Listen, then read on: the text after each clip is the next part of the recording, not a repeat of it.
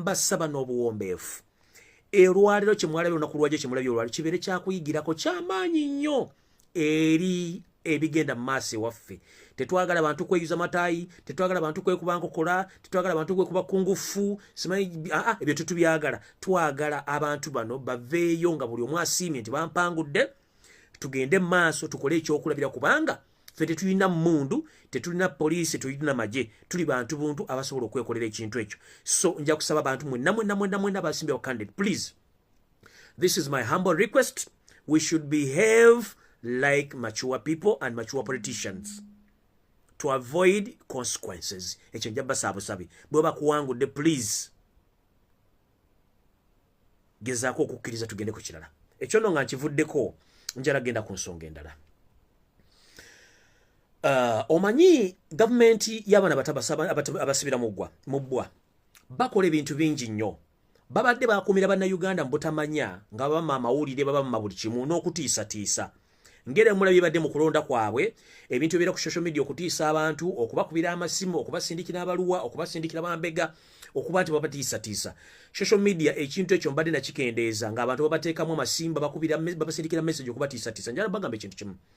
Buli munnayuganda yenna okuva ku myaka egitegeera okutuuka ku myaka emekadde olina olukusa kyenkana n'omuntu yenna okuba nti wenyigira mu byobufuzi bya Uganda ng'owagira olonda n'okukuuma akalulu k'omuntu gw'oyagala.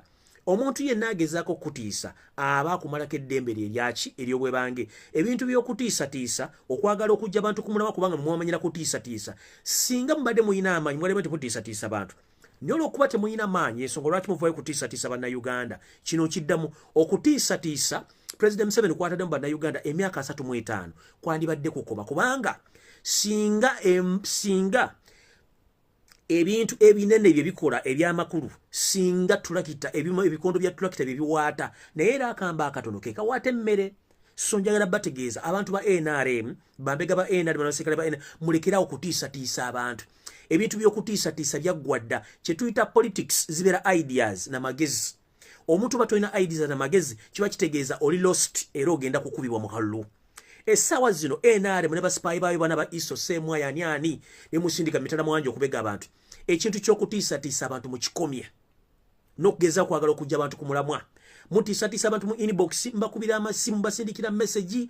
Ekyo ekintu ky'okutiisatiisa kirina okukoma. Bw'oba oyina amaanyi tolina kutiisa muntu. So bwe mbanga muli scared about the revolution which is coming, please mukozese amagezi ga mwamazale si kutiisatiisa. Nze mugezezaako okuntiisatiisa ze bagate bantiisa. Mugezezaako okukola blackmail baga blackmail ekinasooka okubeeramu that is propaganda ebintu bisobola kundya. Kati mutandise ka tactics akafu. Njala sooka bagamba zino ensi ze tulimu ziri more advanced than Uganda mu technology, mu byobukuumi, mu byokukuuma buli muntu ali mu territory zaayo tekiringa Uganda. Ensi zino buli street eriko kamera. Ensi zino buli poliisi ne bw'ogikubira mu ddakiika 2 eba etuuse. So omuntu yenna eyeetantala okukola ekintu mu ggwanga eritali liryo, zino si South Africa, zino si Kenya nti Nairobi gye mugenda okukola ebintu byabyo ekisiru nti mutiisatiisa abantu. Abantu abali mu diaspora temubatiisatiisa. Waliwo omusajja omu era ena mutandise ebintu byayi byekutiisatiisa. Nze ku social media tojja kuntiisa, tojja kunsobola. Bamuyita simanyi pastani lindako uno wana akedde ku macha nange simanyi pastor babenta pastor Tumusimbe Joseph nawandika ekiwandiiko kino mukiraba ekyakere nawandika ku mukutu gwe kisoma bwe kiti bamuyita pastor kiwandiise ndoza musawange mu ndagamba nti yetu ye pastor Tumusimbe Joseph nagamba Frederick Lumbuye to be arrested and deported back charged in Uganda. May God angels keep his life safe. Kati ngenzo okulanga road page le basime bagita nga batandise okukola ebintu bino. Let me remind you this. Musindise bambega bangi mu diaspora ogeza okutiisa bannayuganda nga nange mwendi ne mbategeera. Kyenjagala bagamba zino ensi ziri more advanced. The moment bakwata ng'oli spy gy'ogenda okusibira tomanyi ekyo kibalabulanga bukyali. The moment omuntu ava wano n'agamba nti omuntu azze bwati ne bwati mbega wansi gundi azze kubegera ggwanga gundi ku muntu gundi ali ku territory y'abaana abasajja ba ku territory gwanga eddala mujja kifunamu obuzibanze n'okusima n'ebisobozo bisula mu toyi. This is to warn you. Kino akiwandiise bitandise okutambula ku page za NRM. Pastor yoyo eyita pastor omulaba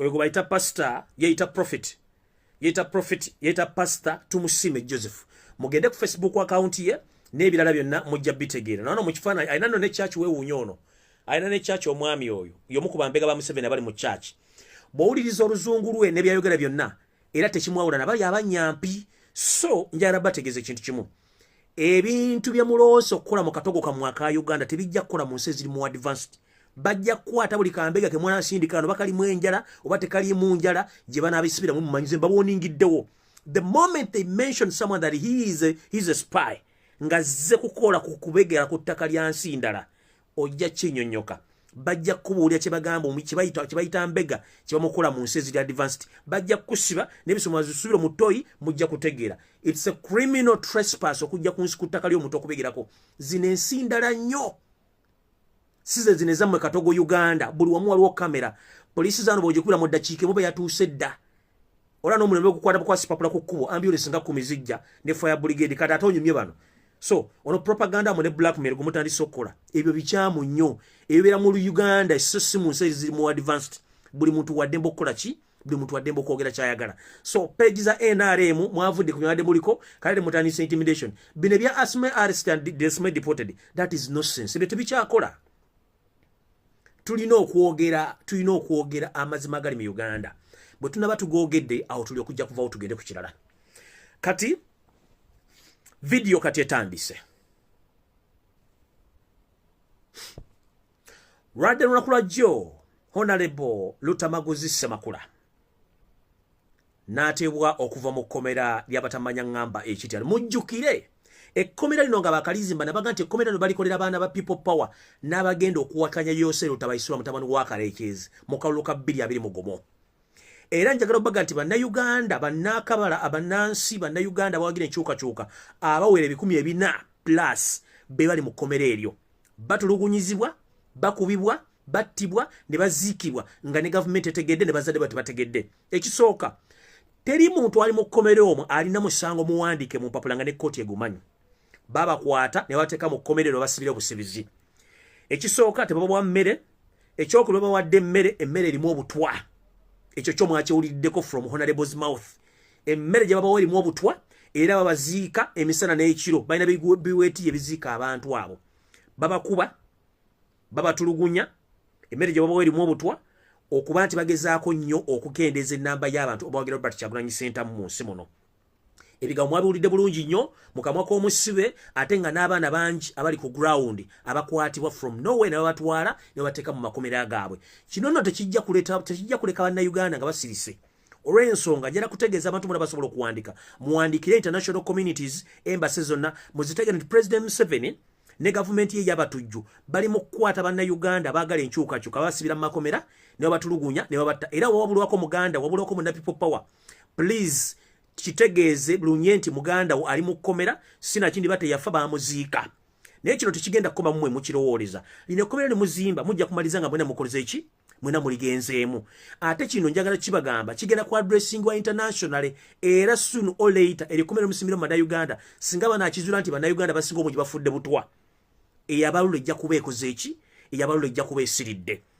Lutamaguzi Semakula okukwatibwa kiri wakati w'omumpembe gwe bayita omukyala Rosemary Namayanja abatamanyi Rosemary Namayanja ono omukyala oyo aludde mbyobufuzi yasooka kubeera muwagizi wa kibiina kya Democratic Party mu ttabi eri abavubuka li bayita UID Rosemary Namayanja yava mu kibiina yasooka kubeera muwagizi wa DP okuva Makerere yajjira mu kibiina kya UID ekiwaye ekito eky'abaana byabufuzi aba Democratic Party najja n'abeera mufuzi mu kibiina kya Democratic Party bwamala NRM n'emusikiriza n'avaayo n'ayingira NRM kati yalowooza okuba nti ali mu NRM kimufuula superior nnyo omukyalo ono okujjako nga obuga nti obusebusiru bwanjo kabutannyinizo gy'obeera zinaali ludda omukyalo ono gye buvudde katono Katonda yamuwa ekibonerezo yamusula ku accident era yali afudde naye teyeebuuza lwaki accident eno yali ezze teyakyebuuza omukyalo ono yeeyita musabi nnyo Museveni Seed Adventist naye ne mu kyaki yennyini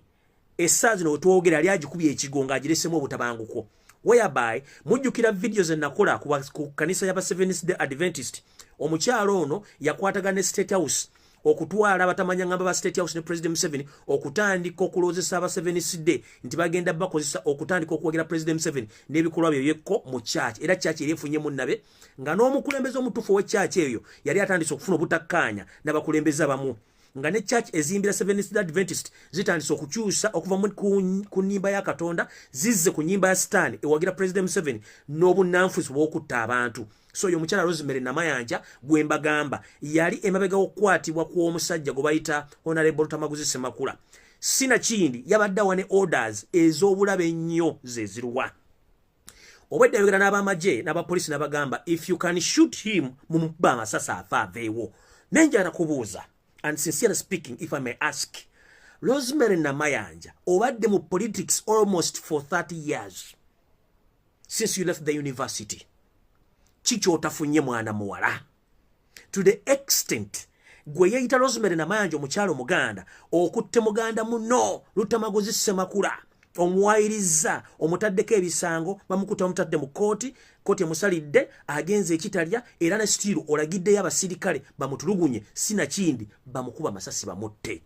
Wano wembuuliza Rosemary Namayanja omukyalo Museveni sidde mu kyacho restoro omukaaga okimayo ki otandika okusaba Mukama akusonyiwe ng'oli mu byabufuzi ebikyafu wafuna accident yali agenda okutta ngodde wamwe Luweero tewamanya lwaki wafuna accident eyo wamala emyaka egiwera ena ng'oli ku buyungo naye kikulemye okutegeera otuuka okusindikira Muganda muno amagye g'abatamanya ngamba gagende gamukuba ebyasiga mutte olwo mu biine by'obufuzi emyaka gyo bimaze mutofuna nga mukyoyagala oba golooza ogenda kufuuka nnyo muzzukulu wa Kalekyezi oyinza okufuuka muzzukulu wa Kalekyezi oba bwembuuza wandibanga gwe omu kubo nga tetumanyi. If I may ask, wayita Rosemary Namayanja osindisa batamanya ngamba bakube senta muntu bakube Lutamaguzi Semakula amasasi omwana wa Nambi olw'ebyobufuzi.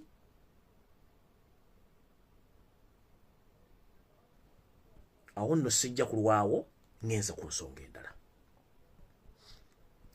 Ensonga endala ya mbadde na voice note gye nina okuzannya olwaleero naye kansokenji holding for a security reason nsokenji holding nekyo kyanyonya naye njala kutegeeza eggwanga ku bimu ku binafunye mu voice note ebitegeeza bwe biti nga bwe ntiro bagamba nti mulize ennyinyi gye basaba z'abasajja abayimba ku kadonkamu ng'omugenzi Hamani basudde nti wandikola ekintu okulumya gundi n'owunzika ng'oyambe muyambe ekkiriza enswaswa etayanula yerege engalabi enswaswa ebeera nnyo musana ne yeeyanika mu kweyanika okwo yeeba ezimba omubiri gwayo naye ate bwe yeeyanika ennyo eddiba lyayo lino linoonyezebwa nnyo abaleega engalabi era bagisanga bagikwata eddiba ne lireega engalabi n'evaamu eddoboozi ffe kwe tuzinira ku tuyita omudigido okitegeera okubayita okwereega ku muntu n'owunzika ng'oyambe muyambe ekkiriza kati njala bategeeza information gye nfunye okuva mu omu ku bantu ababegera ensi zino bbiri wammanga Uganda ne Rwanda yaŋŋambye bw'ati okusinziira ku system yayo Seruta Bayisiro mutabani wa Kalekyezi ne system yaabwe gye baali batandise okukola mu East ne Central Africa gye baali bakoze aŋŋambye bw'ati aŋŋambye the most dangerous people in this struggle right now they are not SFC, military or police. According to Museveni's system, Angambe, the most dangerous people in this struggle, mostly in Uganda, is not the police, SFC, military, or the state house. No. Nangamba, the most dangerous people in the system, jebakozesa bana basajja, bebakaddeyi, bana abaleetebwa okwogera ebigambo bitakwatagana n'okutuuka okuweba emmundu yaŋŋambye bye bantu abasinga okubeera dangerous ennyo. Naŋŋamba the likes of Butcherman, the likes of Kasarani Kusaasira, the likes of Bajo, Abitex, Sipapa, so and so etc, the likes of Masajja Mivure. These are the most dangerous creatures in this struggle. Okusinzira ku experience yawe gye bamanje mu bintu bino n'okuba nti beekennenya obuvuyo badde mu by'okulonda n'okutta abantu. Naŋŋamba nti abantu bano basinkana omutamanya ŋŋamba Seruta Bayisiro mutabani wa Kalekyezi n'abawa courage ne wishes oba ebisuubizo ebibawa hope nti neba bakoze ekintu ekikyamu asobola obba protectinga in and out nkiddamu. Omusajja ngambye nti abantu abasinga okubeera omutawaana mu revolution yonna naddala nga tulwanyisa dictator regime naddala ya President Museveni agambye okusinziira ku intelligence ya Burundi, Rwanda, Uganda angambye abantu abasinga okubeera omutawaana si magye si polisi ki wabula bana abantu bakaddeidde yabawujja obunyama. Yannyonnyodde bw'ati nangamba nti omuntu nga si papa watuukira okufuna courage atambule n'emmundu alumbe ekitebe kya Nuupu akubewa amasasi nga tewali agenda mukwatako.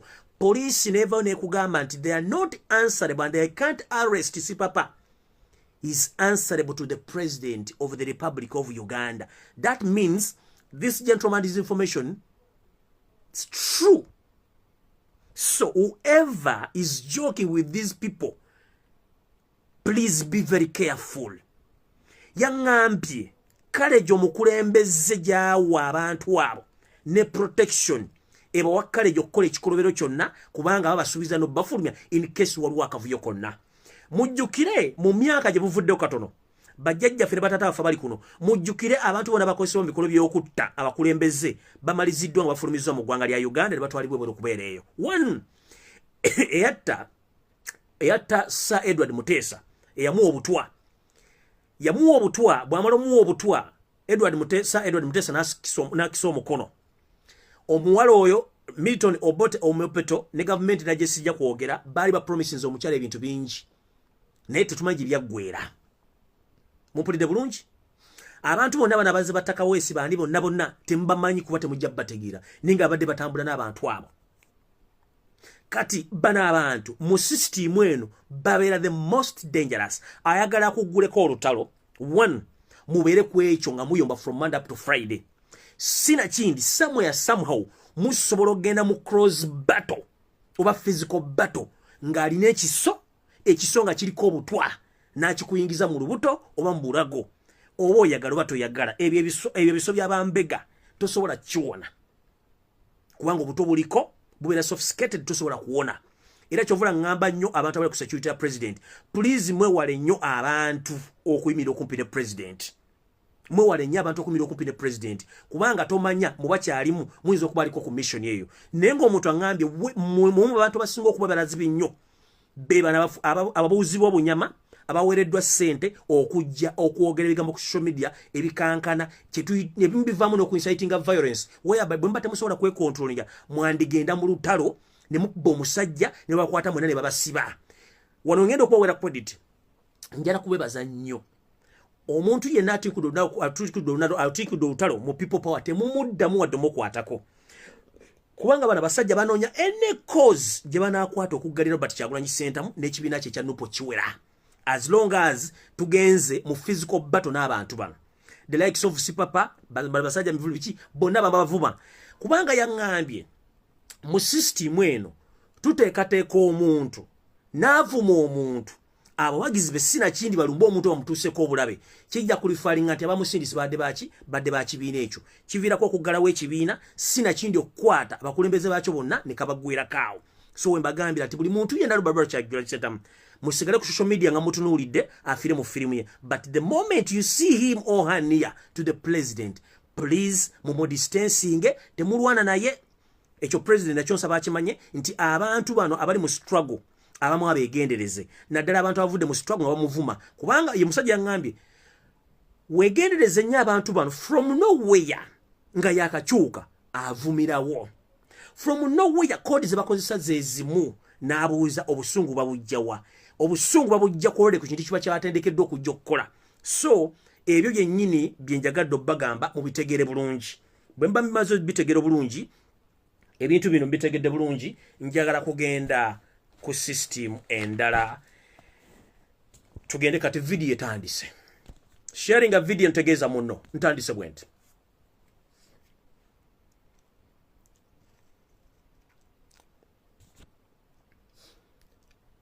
Njagala okungera okubebaza n'okuba encouraginga please mudimandinge empapula za Yoseru tabayisirwa mutabani wa Kalekezi. mudimandinge empapula z'omukyala gwe bayita Janet Kataha Museveni ngenda bannyonnyola abantu abafuga State House afuga Uganda balina amanya ganjawulo gonna nga ga mirundi ebiri. Janet Kataha Museveni mutaginge kubanga naye ali mu State House mu bukyamu n'empapula zalina size ezize. Amanya ge origino nga yina wano olwaleero Janet Kataha Museveni amanya ge origino nga yina wano aga Museveni nagabagambye ngenda bategeeza Museveni gyagwa ne gyayina okubeera. Musharing video. Ntandise bwenti. Okusinzira ku records ze bampadde baze nafunye. Je nasindise drone zange. UNEB abakola munda bakigatto bange bangambye teriyo records za President Museveni teziriyo. Mu UNEB teriyo records za President Museveni teziriyo.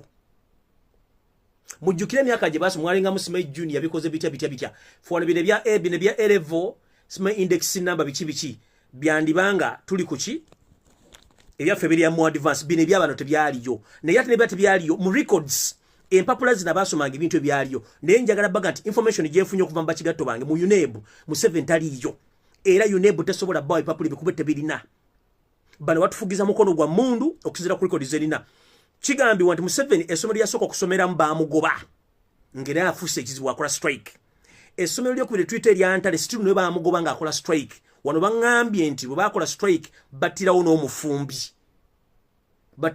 still bamugoba kati wano mu system antalewo baga nti yatula senior 4 yatula senior 6 teriyo naye era bwe yasala olukujjukujju ogende Dar es Salaam Tanzania okusoma university still ekituufu bamuyingiza mu system ng'omusobyaza okusoma era still n'akola strike zezimu ne bamugoba teyamaliriza so neyo mu university naye twasindise bakigatto baffe batugamba tebasobola tuwa data akwatagana ku record za Museveni rensonga nti state yayino kikola tenga kiyise mu court ng'esaba state endera okufuna information ekwatagana ku Yosero tabayisirwa so diguli tagirina UNEB ne Electoral Commission tebasobola bwa bintu biri okuba tebabirina ate ntubagamba mulekeraawo okwebuzaabuza nga abafuka banaaba bwe mbanga Kyagulanyi Robert Sentamu kyabatwalira just a minute obesaawa okufuna ebintu bya Robert Kyagulanyi Sentamu wachi kitwale week omwaka omwezi nga demunda funa ebintu bya President Museveni tubyagala ntandise bwenti mukulu Yosero tabayisirwa mutabani wa Karekyezi obudde banga ngobuzaabuza banna Uganda tuli mu na Uganda watuse n'okugamba nti oli mu siita nenkugamba please abasiita oba omusiita kiba kika nga bw'onoogamba nti nze Lumbuye Fred neddira mpindi naye ndi Muganda kati abasiita bano bika nga bwe tugamba omuziro gw'empindi oba enkima nga guli mu Buganda omiziro gino girimu obusoli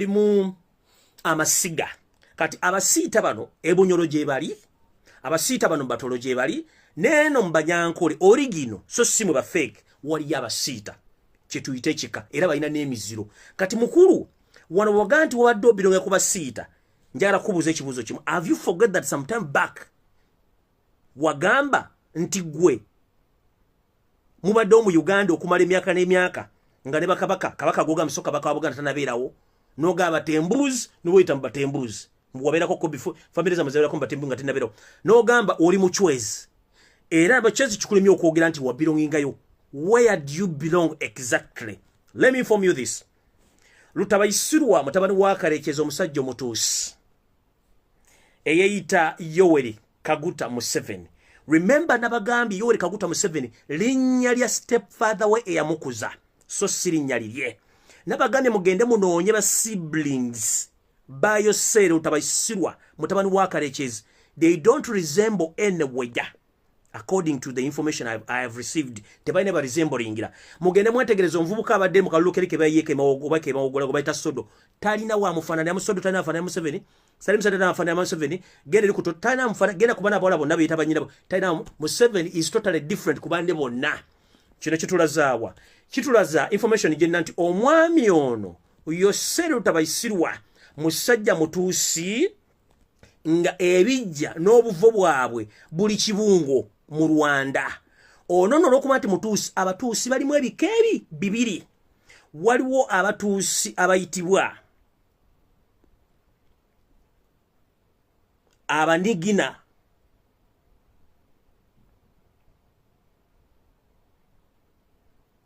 waliwo abatuusi abayitibwa abeega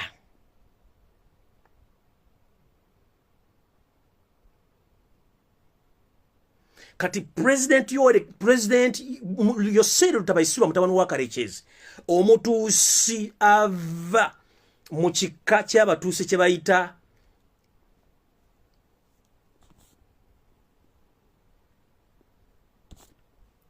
I beg your pardon. Yoseri Lutabaisirwa ye mutuusi ava mu kika ky'abatuusi be bayita aba linnya lulimi kusobola liri mu njala luwanvu nnyo.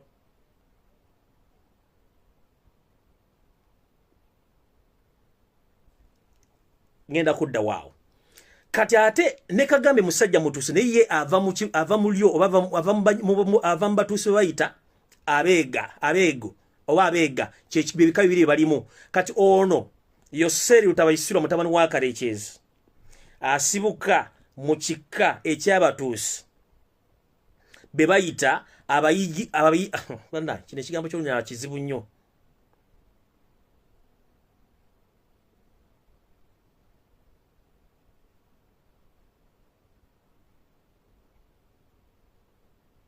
Babayita abanyiginya. Ekika kyavamu eky'abatuusi bakiyita abanyiginya.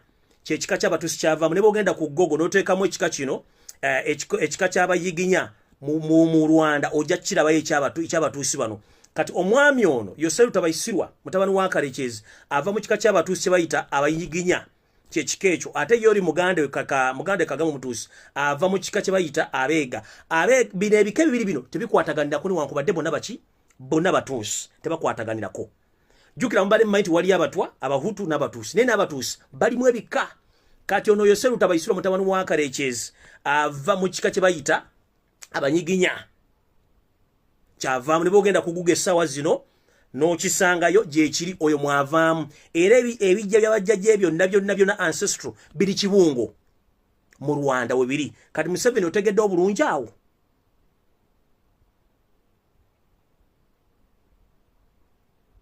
Otegedde obulungi gy'ova. Kati kankutwale kalala mukulu.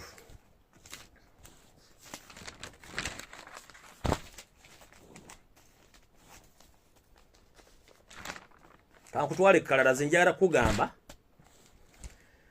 oterere mu layini.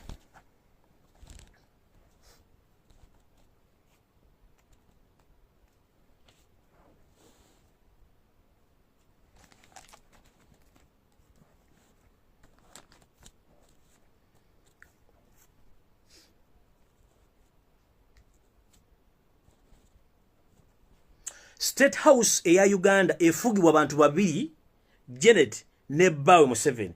Naye amanya ga Museveni atufuga sige manya goli gino. Mbagambe amanya ge Yoseri Lutabaisirwa mutabani wa Karekezi. Kati ate mumanyi yo Kaguta Museveni. Bana abantu babiri banjawulo abafuga Uganda. Kati ate omukyala ye kennyini eyayita Kataaha amanya goli gino. Era gembade temanyi omukyala ono ye Janet Kembabazi. Kati there are two different people. Mwabalowoza nti Uganda efugibwa abantu batuufu. Ono mukyala Janet Kembabazi mwegwe mmanyi nga Janet Kataaha Museveni muntu mulala nnyo ne gomumanyi mumpulira bulungi. So Janet naye ali mu mpapula enkyamu na identification enkyamu. Era nono nfunya information nti ono mukyala naye si munyankole. Era naye muntu y'omu munyampi.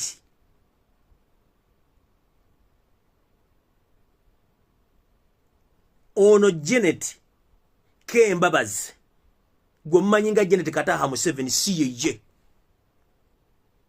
Ono bana abantu bonna ebintu bye bibuzaabuza byonna bibuzaabuza. Ono Museveni alina amannya malala.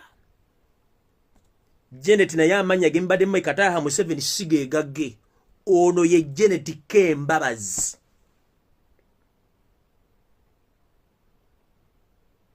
Mumpulidde bulungi. Kati bantu abafuga Uganda.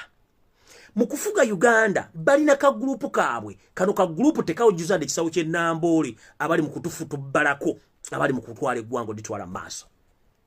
Era nga ne bantu bakozesa be bantu bebe nnyini abatufutu baddeko n'okuba nti essaawa zino bakwate mundu ne bazitambuza emisana tukutuku ne bakuba abantu emiggo. Omusajja gwe bayita Mwesigwa Rukuntana ono naye si Munnayuganda era netasobola kulaga kijja ky'abajjajjaabe.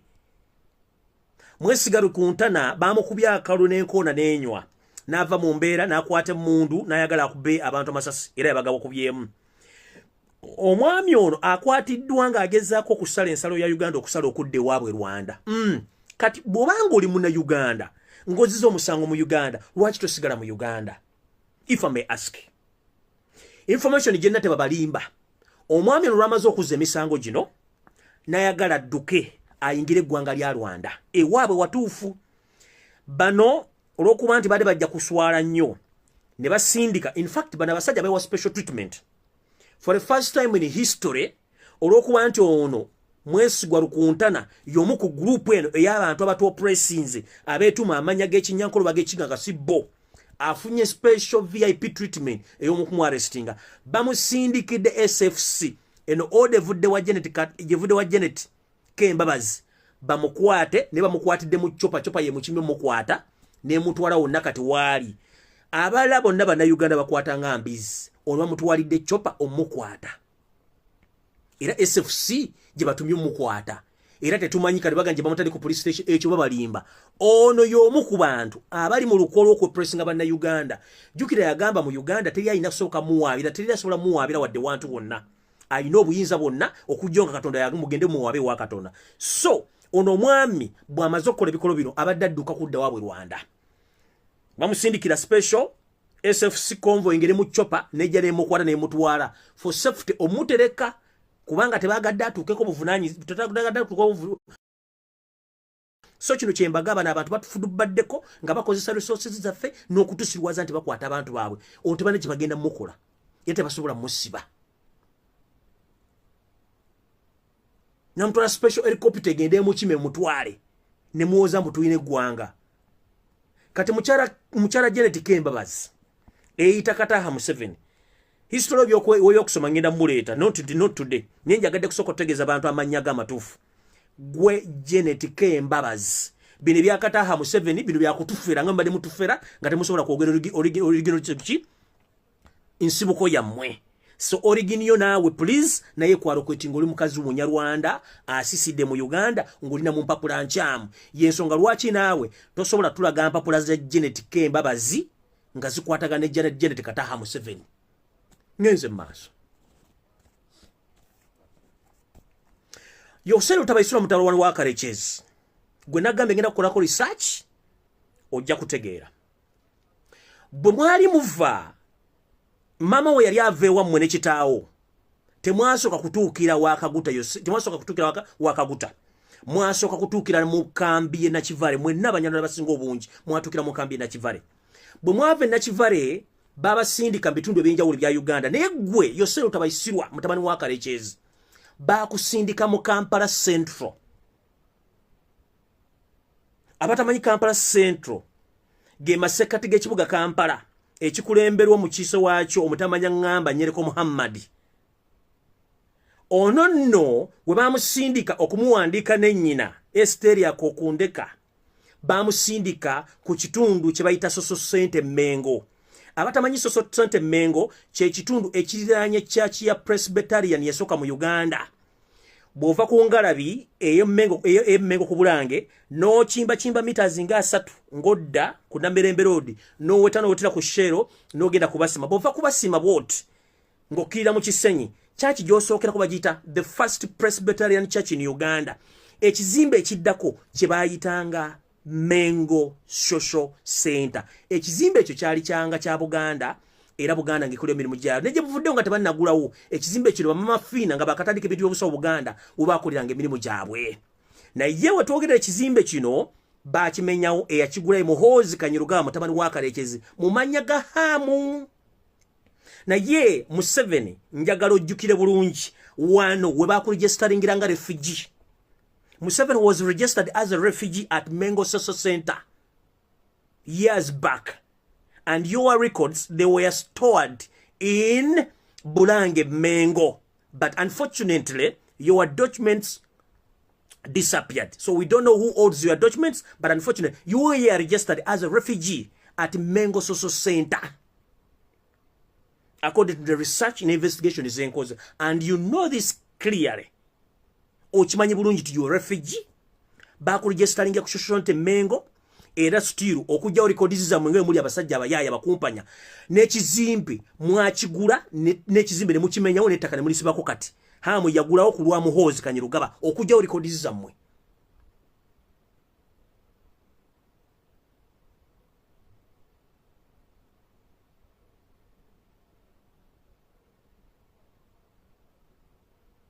Ekizimbe bakuregisteringa nga refugee okujja orekodiza mmwe still mutabani wo muhozi Kanyirugaba muhozi Kanyirugaba lutabayisirwa ettaka eryo yaligula nga ayita muhamu ekizimbe ne bakimenya kuba ati simayo bazimbawo oba aliwo n'ebibaati kati essaawa zino history yo n'ogenda omwerezi nga jjukira mu ntalo zonna ezibeerawo Bulange Mmengo yakozesebwako ng'ekitebe ky'amagye mu gavumenti zonna ezisinga obungi so record zino zonna ezali ne files zinzo okuba wano mutabani wa Yoseri ono mutabani wa Karekezi record zawe zawuliranga refugee mukitegedde bulungi nenga status ye eya refugee yagifunira wano ku Mmengo Social Center oba mu registeringa n'ennyina mu mateeka amatufu aga Uganda n'agensi yonna omuntu yenna asaba obudda mu nsi akirizibwa naye takkirizibwa kwetaba mu byabufuzi bya ggwanga lyonna wadde obbiyimiriramu kye tuyita social affairs and political affairs tokkirizibwa.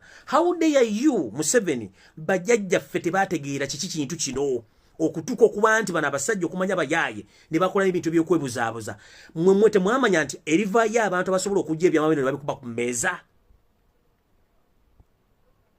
Kino kitegeeza ki? Oli mu state house mbukyamu, oli mu identification enkyamu, olimba emyaka tewasoma ensonga lwaki gwa mulisudde wansi. Olwokuba nti refugee twagala otwala obuvunaanyizibwa buno parliament eya 1995 eyali mu myaka egyo bakola mwatuuka mutya okukola constitution ya 1995 ne muteekamu eggwanga ly'Abanyarwanda be baani 1 basibuka mu kitundu kye kya Uganda. Abanyarwanda betumanyi balimu ebika bisatu. Mu Uganda mwateekamu kikaaki ku Mutuusi, Omutwa n'Omuhutu mwateekamu kikaaki eky'Omutojo. Gano ge mateeka ge tugenda okukwata abantu bano. Mweteekamu batya mu constitution 1995 buli omu ng'asirise. Mutuko kweteeka mu constitution era ensensirike. Ekyo nga nkimaze ngenze ku kirala.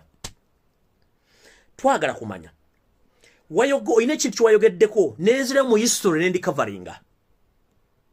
Bwe nali covering a history ku bintu byetandise okuclaiminga nga weekubye emizimu ffe tukola research ate ne history omuntu mumanyi. Bwe nakoze research nenkizuula nti Rwanda teyali ntono bwetyo, Rwanda yali nnene.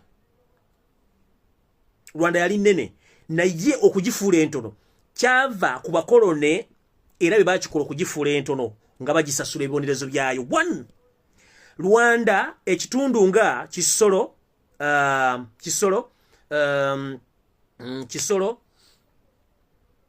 Kabale n'ebitundu ebirabiriranyawo ku border n'okuyingira Congo waliwo ebitundu ebyali bya Rwanda. Abakolone bwe bali baleeta eddiini bagezaako nnyo okuyingiza Abanyarwanda bano bayingire eddiini. Abanyarwanda bano ne bagaana okukkiriza eddiini eno. Kati ng'ekibonerezo abakolone kye baakola kwe kusala ku nsi ya Rwanda ng'ekibonerezo okuddira ebitundu bya Rwanda okubissa ku Uganda ng'ekibonerezo nti Bannayuganda bali bakkiriza eddiini.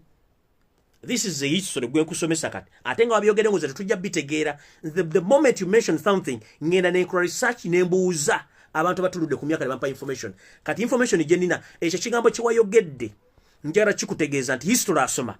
Rwanda teyali ntono bwetyo yali nnene naye ekibonerezo ekye baagikuba okugijjako Kisoro okugijjako Kabale n'ebitundu ebiri ku boda za Uganda mpaka Congo kwali kugibonereza nga baganya okukkiriza eddiini y'Abakatoliki nga ate ffene Uganda twali tugikkiriza y'ensonga lwaki baasala ebitundu ebyo bijje Rwanda obizza ku Uganda. Do you copy? Kati gobo ogamba nti you belong to Uganda because of the territories which were deducted from Rwanda and were added to Uganda, still war. You don't belong there.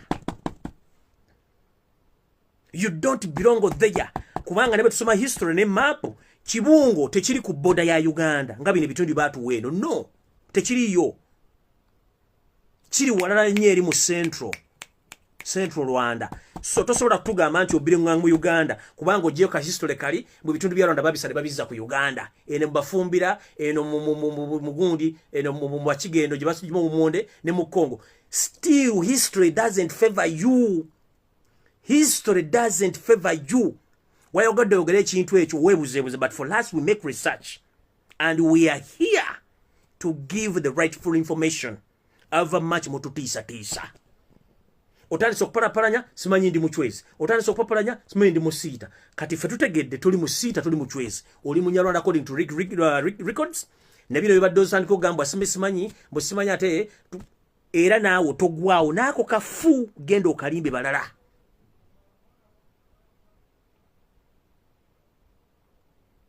Ngenze ku kirala.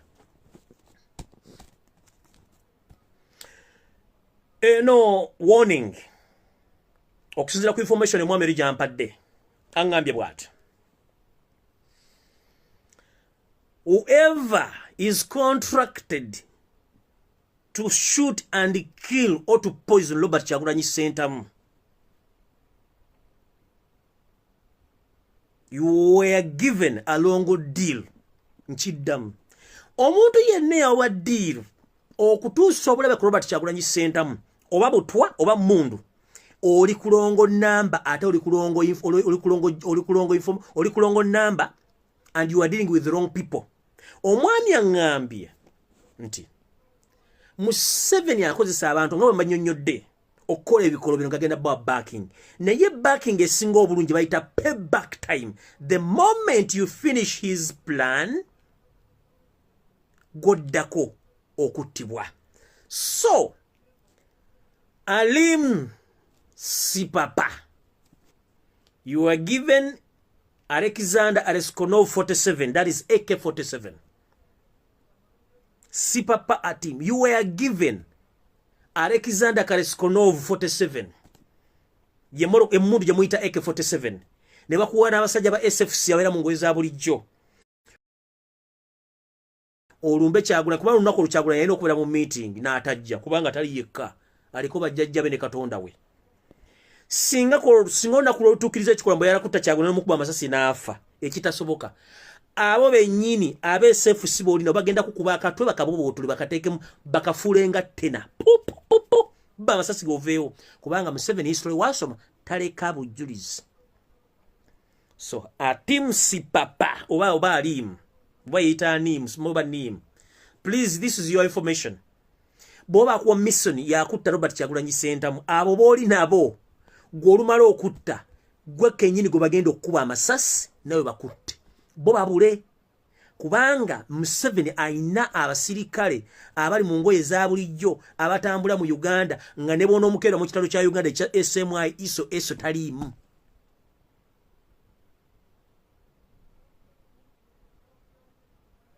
Nkiddamu Museveni alina abasirikale abera mu ngoye za bulijjo naye nga n'embitabo bya Uganda bwe basasuli omusala tebaliimu. Kati mukulu ali Musimanyi Sipapa otambula n'emmundu bana abasajja botambula nabo olunamala okukola ekikola kye bakusindiseeko bagenda kukuba amasasi akatoba kafotoole oba kalinyise n'emmotoka n'omuzimu gwo gubule togenda kuddamu kulabikako kubanga nabo bagenda kubula tebajja kubaawo. Ezo mission bazita ASAP.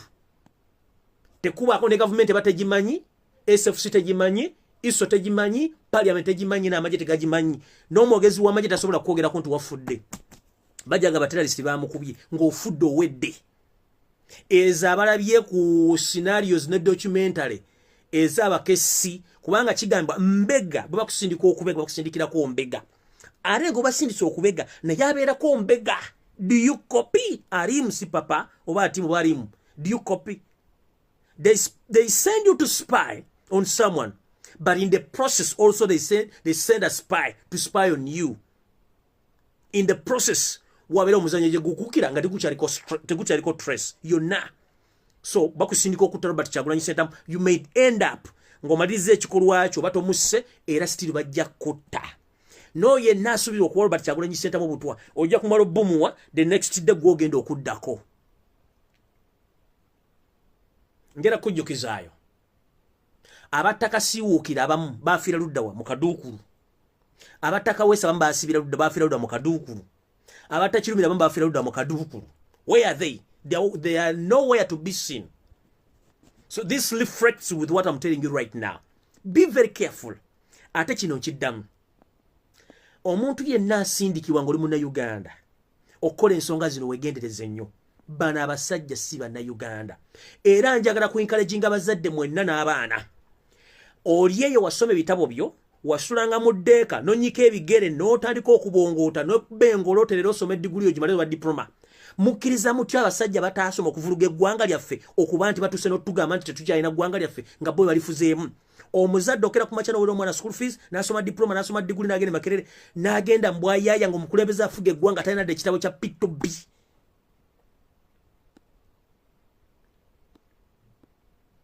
Buli student yenna owa university, owa technical, owa secondary, ng'oweredde omwana we bakuweredde, please wake up, join the struggle. Okusoma mba mwasomera bwere abasajja abafuga tebaasoma. That's why emivuyo mingi nnyo mu economy tesobola kukula.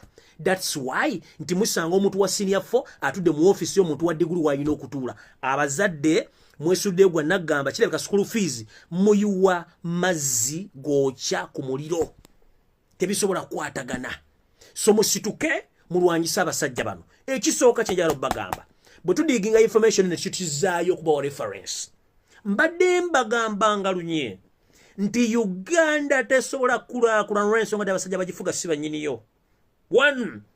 70% of the budget which is read by the Minister of Finance Yale a developing Rwanda. That's why Rwanda etayina cash crop, Rwanda etayina export ziryawo z'amaanyi kulaakulana to the speed okusinga Uganda. Kino kitegeeza ki? Bana abasajja sente zonna eza Uganda mwezi wa musolo ziddwala ne zimba Rwanda. Atatukangako Rwanda tukajo, ojja tuka unye ensi Rwanda ekulaakulanye etya nga tebagibanja nenga sente zonna zikola zidda Rwanda. Mukama yebazibwe munaazuuku kuba mukyebase. Njagala nnyo omuntu agamba mbw ayagala nnyo President Museveni nga unaawo obuvoolo n'obudde omayi buli mu Uganda nga n'ekijja kyo bagenda kisenda. Mukama yebazibwe era mujja kufuna kye mwagala. Economy ya Uganda tesobola kulaakulana nga Museveni akyali president. Economy ya Uganda tesobola kulaakulana nga bana basajja bakyali mu bintu ebyo. So njagala bategeeza bana Uganda muzuukuke. This is not politics. Kuno kuzuukusa na kukuddiza nsi yaffe mu ngalo zaffe. Abasajja batufuga tebawera dolubatu, abasajja batufuga bagala kutuwala nsi giwamba. Rwanda Yakobo yabeera ne genocide yabeera 1994. Kamba bali mu katono mujja kaba. Kamba bali mu katono mujja kaba. Tuli mu 2020 minus 1994. Rwanda ya kava mu genocide eyafirwa mu akakadde k'abantu katasi of Museveni yoselu tabayisirwa. Developing enetrogenda mu second middle income. Uganda Museveni jafugidde emyaka 35. Ekyali mu third world, eri abantu abatakyalya mmere, eri abatakola business. Naye nga mmwe gende Rwanda obuuze balina kintu kiki exporting nga tekiriwo. Ne coffee go exporting ava Uganda. N'ebyuma byonna byali bigenda Coffee Marketing Board byonna byabajja Uganda babitwala ewaabwe. Tebalina ekyobulamu kye balina kiri eki mazike ge balina gogulira mazike gagulira ge balina. Mufutuuka mutyo okuba nti eggwanga lyaffe lyonna muli fotodde abo bona ba minister bona be mwesime bahati sime because bitya Pius Bigirimana. In fact, let me ask you one question. Our grandies and our fathers and our mothers right now, if I may ask, where were you? Because we need to be very careful. Owulira amanya nga gali okwali tekawulira kanko mu Uganda. Pius Bigirimana nabanga ya holding up you're holding a finances agency of Uganda. Pius Bigirimana kare Kayihura nadumira police erinya nalizikize lya keneteko Kayihura kumbe ye kare chezi ne tusigala nga tu appreciating for all this period of time. We were fooled buli kintu kifudde ebintu bifudde. Mbadde ndaba video mukulembeze gave Masaka nkabye n'amaziga. Ntunudde oluguudo lw'omu Nnyendo, ntunulidde enguudo eziri mu Masaka ne ngamba woowe kino. Enguudo ezaakolebwa Obote regime ze zikyali mu kibuga Masaka. ntunudde oluguudo luyita mu nnyiriro ngamba kiki kino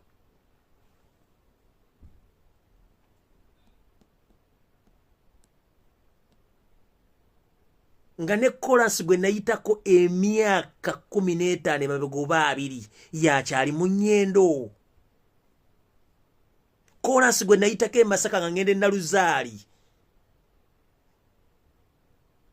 yakyali mu masaka sina kirina ebinyezo ko bikyaliwo weebuuze lwaki ebibuga bye bajjajjaffe binnakasangwa tebikyadivelopinga why genda mu bibuga ebyabwe gye bagenze gye baguze olabe hoteli eziriyo enguudo eziriyo zimwasanjala oluguudo lw'omu nnyendo lukyaliwo ng'obotero yalekawo tufudde Jesus Christ na mugongo whatever was done by Obote kyekikyali mu nnyendo ne Masaka Jesus Christ hey. Ntunuli nze video president siri mutudde nti bantu babadde ntunulira infrastructures nentunulira enguudo nga ono kolansi walayi namuyitako emyaka 2 emabega mu nnyendo nga ngende na luzaali okusoma kijonjo nkuke Masaka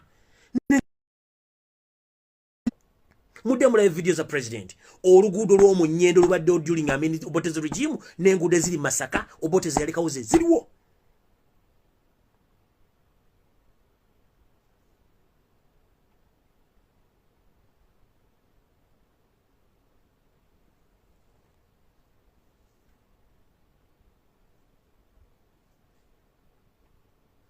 naye ng'abasajja babba ssente za gavumenti ezo ssente zemwalabe mu kalulu konna zikabaddemu ssente zammwe zamuwa musolo ssente zibulwa mu gavumenti offices oli n'azimba najja n'azitereka mu kalulu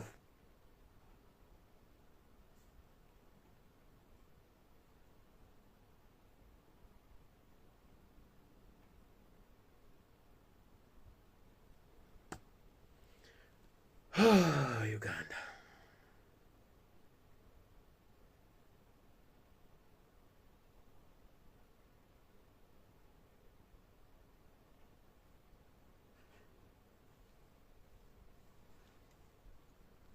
omanyize neetegereza nnyo naye tunulidde enguudo z'omu nnyendo nenjagala okukaaba tunulidde enguudo z'e Masaka nenjagala okukaaba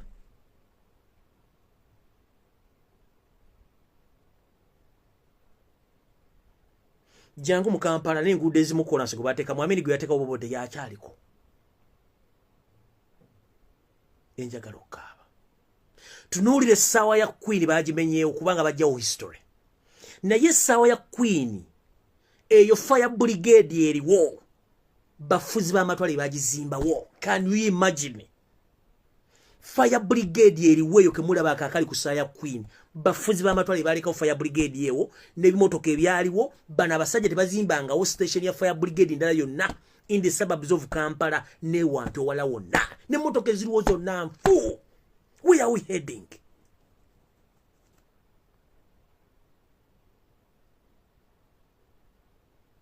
gende Rwanda balina modern buses balina modern terminals eza buses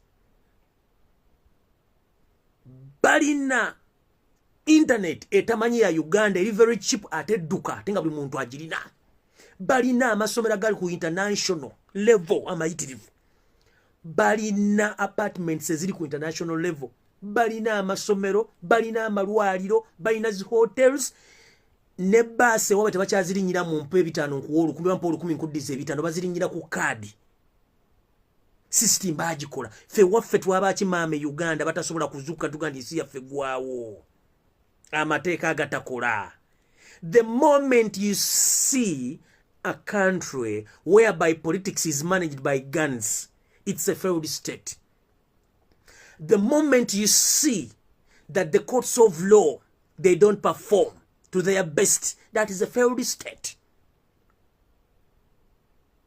In so many developing countries, tosobola kulaba ku mundu za Alexander Kaliskolov nga bazitambuza. But in Uganda, it's where you find a member of parliament, a minister is holding Alexander Kaliskolov 47 in the streets ngatambula nayo.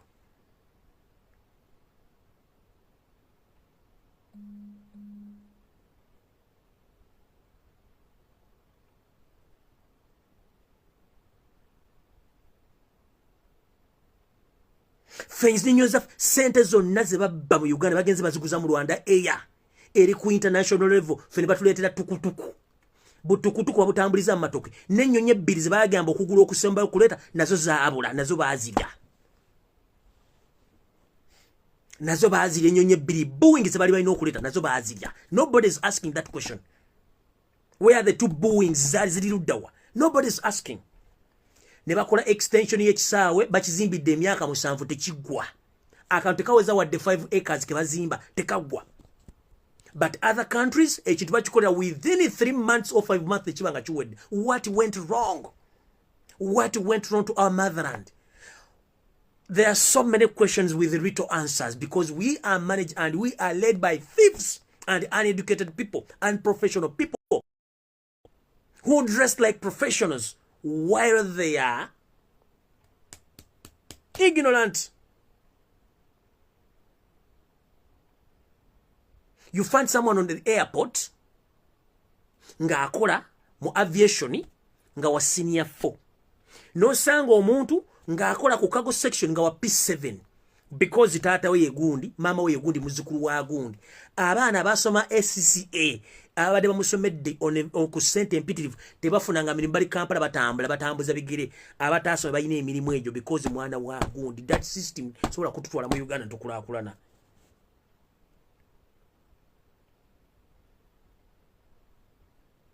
Katika mbabuli na information mwenyige mwade mwagitegedde. Uganda yensi ezimu mu Africa ezayisa budget esinga obunene kulwanyisa ekirwadde kya COVID-19 mu Africa. Budget eri intano ne external. Bwengamba ekintu ekiri intano ze sente ezigibwa mu treasury ya Uganda. Then external ze sente ezeewolebwa oba ezituwereddwa amawanga ageebera okulwanyisa ekirwadde kino. When we combine the external funds and the internal funds of fighting COVID-19, we are ranked among the most expensive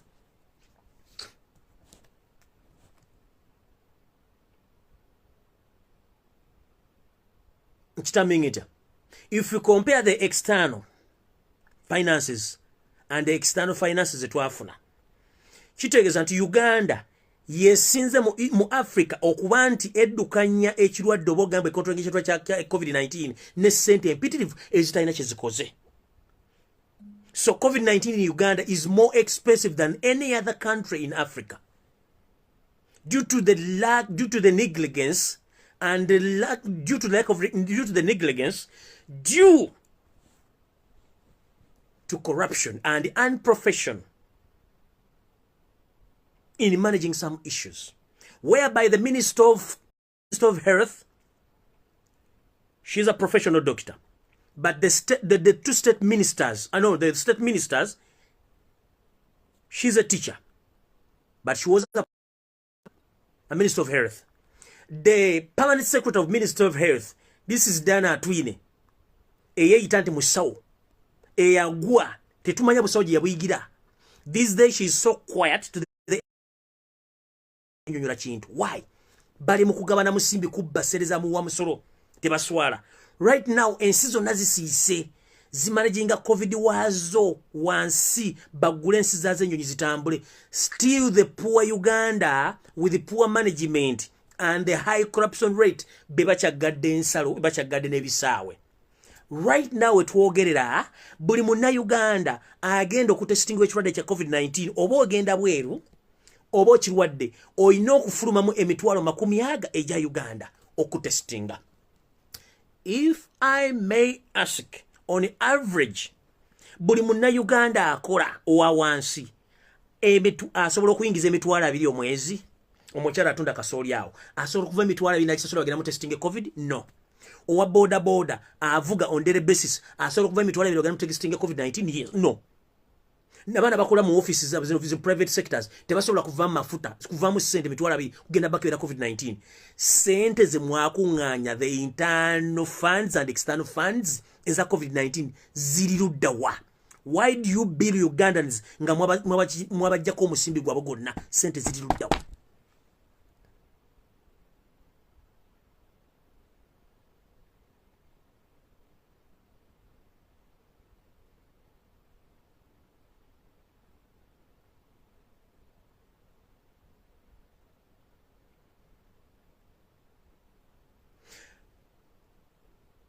obuzibu tulina bannayuganda tubadde twebase nnyo nga tetubuuza. Ekyokubiri twesuleegwa naggamba. Ekyokusatu tubadde tutiisibwa oli n'akutiisatiisa gwe ngenda kutta n'aleete muno agikutunuzaamu n'otya. Okutya kukulidinga kukufa. Obuvumu bwo bukulidinga mu kulwanirira eggwanga lyo. Owulira? Engombe egamba nti munnange erizirinda b'oluwange taamusiba emmere. Ekigenda okumutuukako kikigenda okukutuukako. Economically, socially, politically, kikigenda okukutuukako. And the information which I'm gathering right now is states like this, that if all Ugandans if we don't come together to fight this corrupt regime and foreigners, the refugees who are ruling Uganda right now, we are wasting our time. But this is to remind you that President Museveni, unprofessional as he is, Museveni ekintu kyokka ky'amanyi mu history we is to kill. Tagenda ko mu peace treaties n'aziwandika ne ziggwanga bw'azaagala. No. Ekintu kyonna ky'amanyi bakita elimination. That's why bagaba butwa. That's why batega accident. That's why batta abantu.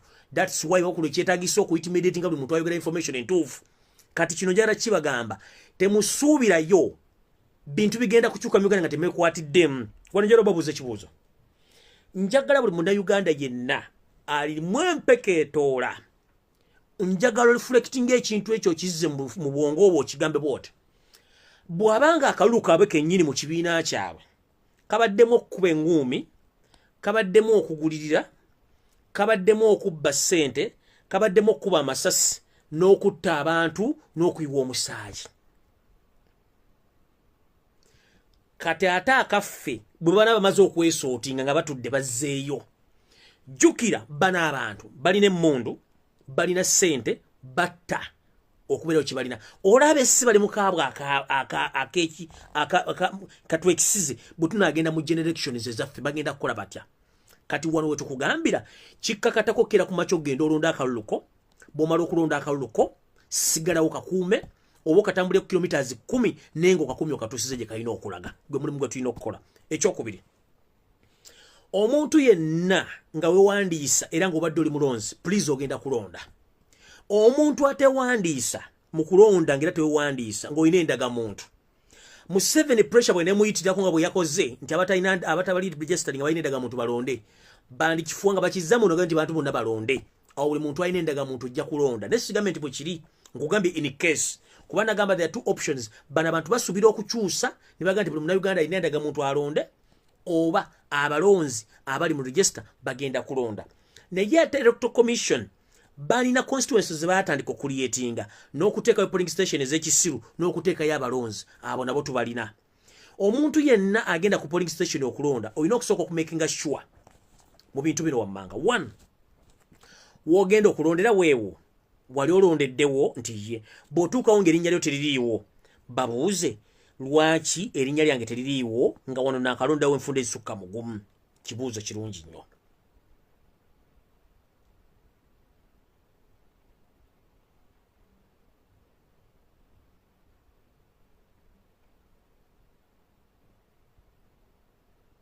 Mumpulidde bulungi?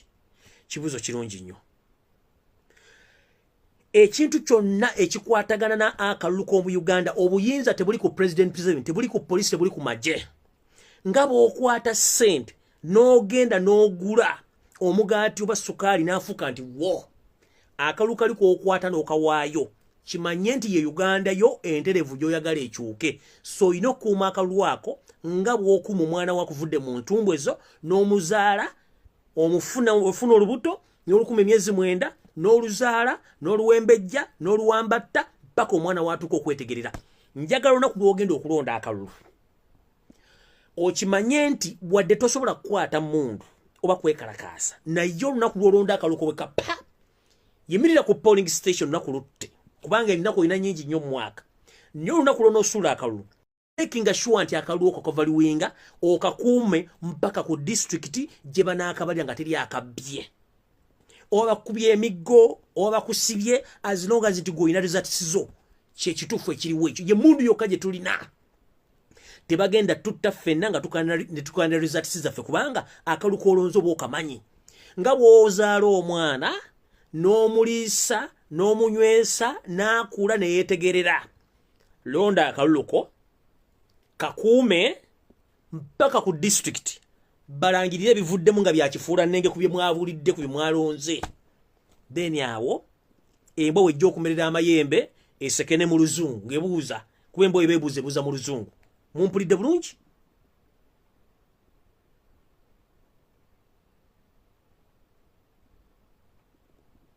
Olunaku lw'ojja okulonda nga badde ku polling station n'otuukawo ng'erinnya lyo teririimu ne mukizuula nti muli abantu 10 manyaga mwe baagaggyemu, mugende ku poliisi muwaabe basamuninga electoral commission bagibuuze lwaki abantu bano abaali balondeddeko wano amanya gaabwe tegaliimu. Tutandise kati process y'electoral commission ey'okulonda. Singa munawera ku polling station abantu 10 oba abantu 5 nga temuliimu, mulina eddembe okugamba returning officer oba polling agent aliwaawo nti bino obulubwa nti tugenda bukkiriza kubanga register ziriwo si zaffe, ffe tulondera wano. Ekyo kifunye bulungi?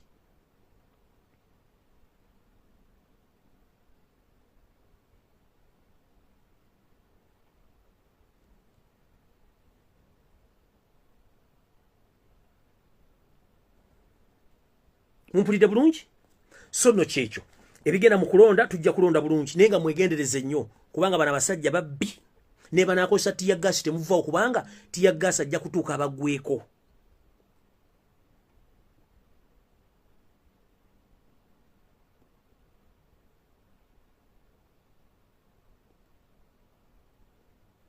Message ya Kyagulanyi mujuulire gyabadde mu kuziika ebadde loud and clear. Buli muntu woli gwayimiriddeko enkyukakyuka y'eggwanga lyo, akaluwo kateeka y'enkyukakyuka y'eggwanga. Okakuuma kwako bwe buyinza bw'olina ebbanga lye bagenda okukutulugunya oba obuyinza bw'olina okukakuuma ensi yekyuka emirembe, buli kimu kidde ekirina okuba. Era Robert Kyagulanyi Ssentamu agambye nti twagala nnyo eggwanga okulonda obululu bukyuke emirembe so si kuyiwa musaayi kubanga ffe tetuli bantu bakuyiwa musaayi.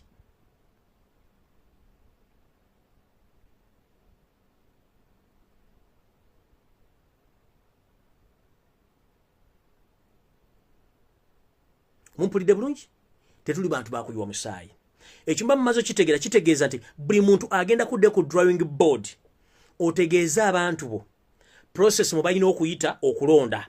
Process ebeewedde okukuuma akalu ky'ekikulu ennyo. Nabagamba n'abantu abatalina ndagamuntu oba nga tolondangako ng'oyagala change. Wano key factor enkulu ya kukuuma kalulu.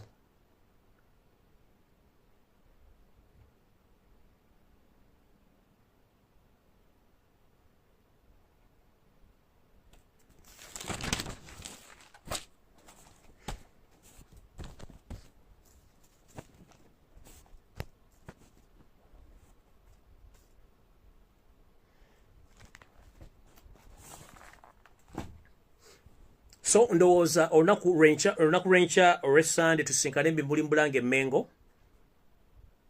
ku ssaawa zijja kuba 2 ez'akawungeezi. Okujja nga nfundikira njala bagamba information eno.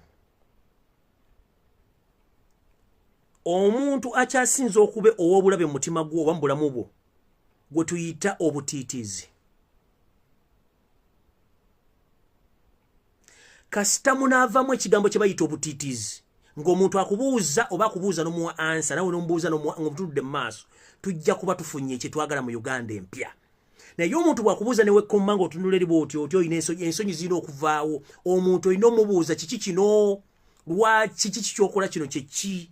Kasita onoovaamu fear bino bakola ebya intimidation President Museveni byatiisatiisa okutiisa oba okutiisibwatiisibwa oba okutya ye mulaba asinga mu bulamu bwo. Mbadde nerabidde obaga ekintu kino. Muwuliriza message.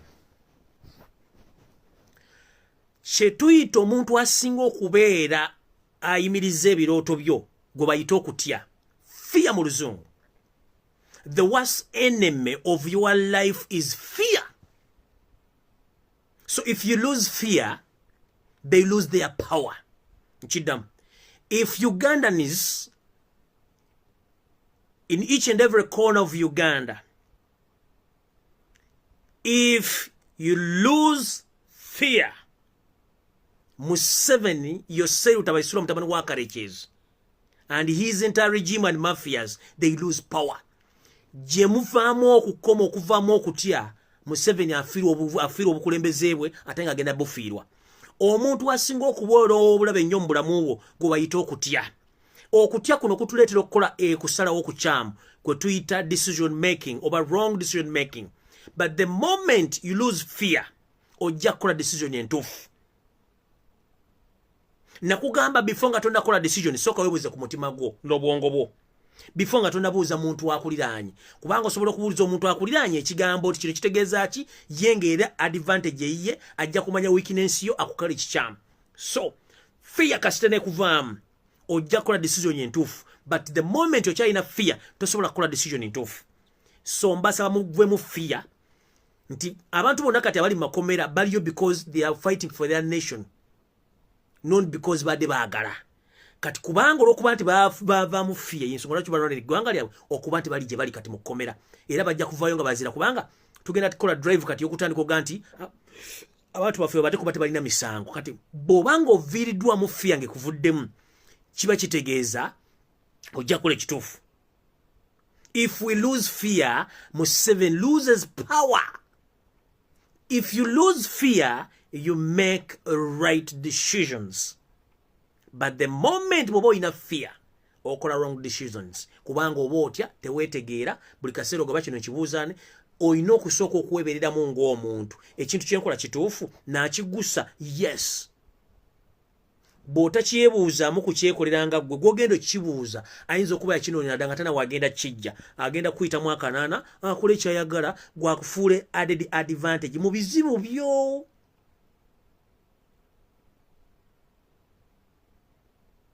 Fear is our worst enemy. Eri abakyala, eri abasajja, eri abakazi, eri abavubuka, eri aba student, eri baki. Bayinza okupapula okuddamu ebibuuzo ne bakuba akade ng'ofunye okutya ebibuuzo ne bikuluma okudda ne answer ne crime work alina gwe wakola okuba akade n'agenda kubanga olina fear. But the moment you are comfortable nga buli kimu okirina mu bwongo bwo ne bakuba akade obeera strong. Mumpulidde bulungi? Mukama abankuumire. The worst enemy in our lives gwe bayita fear. But the moment you lose fear, ojja kubeera successful. Ebyokusiba oba okutta mubiveeko kubanga tuyinza okuba tulowooza tuli ku nsi tuli mu mirembe nga ne mu ttaka gye balaga bannaffe wasinga okuba emirungi. Naye nga tetulina okukolerera eminsi, tulina okukolerera gye tulaga. Bw'ofanga olwanira eggwanga lyo obeera hero kubanga hero ye muntu alwanirira ekintu. Tosobola kubeera hero nga tulwaniridde kintu. Mumpulidde kyova olaba mu life nti hero wo asinga obunene mu nsi yonna ye maama wo. Bw'agenda mu zzaaliro kuzaala olwo lutaba luba luzibu nnyo ye hero wo asinga mu nsi. Kati naawe okubeera hero olina okuba nga olwaniridde eggwanga lyo. Ensi ezisinga obungi okukwata fulaga eno oginnyika mu ttaka ogwo musango gwa Naggomola. Uganda gende kollo nga bataddeyo independence omukolo gwonna fulaga za Uganda osanga bazirinnyiridde wansi era abazungu batonaga this is a shit hole country. Okulinnyirira fulaga genda mu America okusanga osudde fulaga musango kuyinza n'okukusibya wano wendi okusanga osudde fulaga n'obeera foreigner oli ajja naginaga please you are making a mistake guno omusango guyinza n'okutwazisa mu kooti negende kololo ngalyo fulaga zonna bazisula nsi bazirinnye kitegeeza eggwanga mulinnye temulyagala awo tukyali mabega nnyo.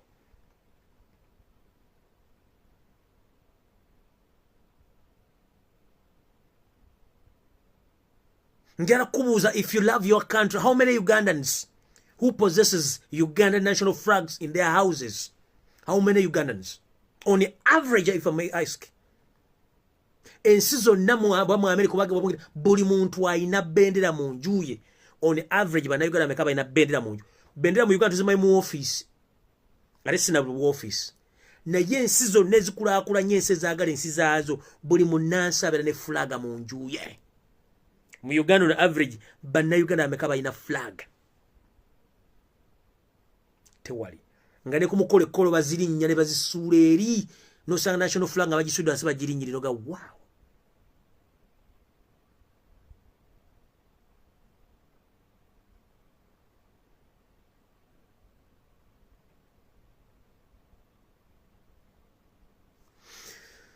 So ne mukama bakumira takumira mpera maximum respect jobless pia jobless mukama bankumira batakumira mpera kangire empumuze engalabi zange engalabi yange tunasinkana olunaku olulala nnyo ne please musabe byogera President Museveni musabe byogera Resero Tabaisula byowe n'ekirala omukyala oyo omukyala Janet Kembabazi yali member parliament yewaabwe gyagamba nti waabwe bwe yadde okwesimbawo nga amwesimba kamumanya yamugamba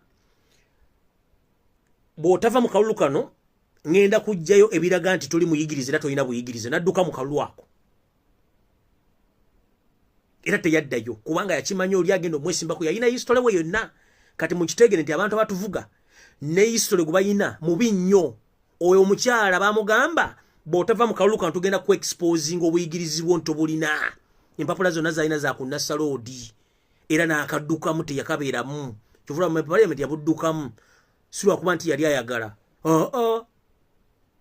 oli amugamba otava mu kalulu kano ngenda ku exposing obuyigirize bwo n'akaddukamu teyadda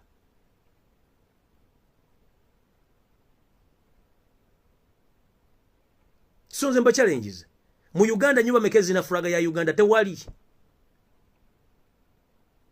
kubanga eggwanga bali tusuuza nti siri yaffe tuli awo yomwali mu Uganda tuyita mbuyisi tulinga abali mu lusuku nenga Uganda nsiyo olina obudde obubuuza n'okubuuza niyo mugwira nasi gulawo mugwira kukuba oli mu Uganda polisi n'esiba muggwe eryo si ggwanga munna Uganda munnansi abeera mukyovula Trump yagamba America first ensuna ziga nti munnansi yasooka munna munsi omuyindi akuba oluyi n'agenda ku polisi n'akuwaabira ate ne basiba muggwe